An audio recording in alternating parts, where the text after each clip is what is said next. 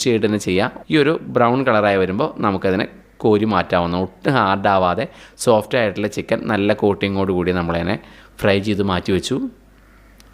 ഈ ഒരു സോഫ്റ്റ്നെസ്സാണ് നമുക്ക് കിട്ടേണ്ടത് ചിക്കനിൽ. ഇത് നമ്മൾ ഗ്രേവിയിൽ അല്പം കൂടി കുക്കാവും, അപ്പോൾ നല്ല അടിപൊളിയായിട്ട് തന്നെ കിട്ടും.